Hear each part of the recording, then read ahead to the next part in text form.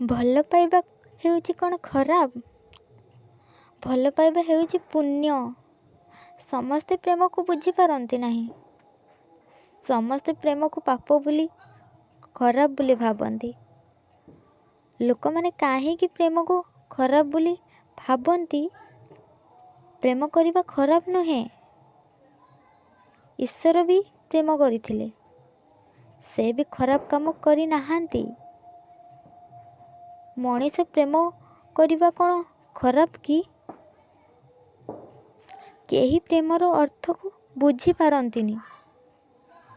ଯେଉଁମାନେ ପ୍ରେମର ଅର୍ଥ ବୁଝି ପାରିନାହାନ୍ତି, ସେମାନେ ଜୀବନରେ କେବେ ହେଲେ ପ୍ରେମ କରିନାହାନ୍ତି। ଆଜି ମୁଁ ମୋ ମନର କଥା ଆପଣମାନଙ୍କୁ କହିବି। ମୁଁ କଲେଜରେ ଏକାଦଶ ଶ୍ରେଣୀରେ ଜଣଙ୍କୁ ପ୍ରେମ କରିଥିଲି।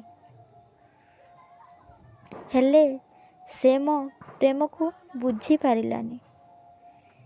ଏହି କଥା ଗତ 2 ବର୍ଷ ବିତିଗଲାଣି। ମୁଁ ଏକାଦଶ ଶ୍ରେଣୀରେ ଫେଲ୍ ମଧ୍ୟ ହେଇଯାଇଥିଲି। କାହିଁକି ଜାଣିଛନ୍ତି? କାରଣ ମୁଁ ତାକୁ ଭଲ ପାଇଥିଲି। ମନ ହୃଦୟ ଦେଇକି ଭଲ ପାଇଥିଲି। ସେ ମୋ ପ୍ରେମକୁ ବୁଝିପାରିଲାନି ଆଉ ମୋତେ ଅଧା ବାଟରେ ଏକୁଟିଆ କରି ଛାଡ଼ି ଚାଲିଗଲା। ମୋ ଭବିଷ୍ୟତ ସେ ନଷ୍ଟ କରିଦେଲା।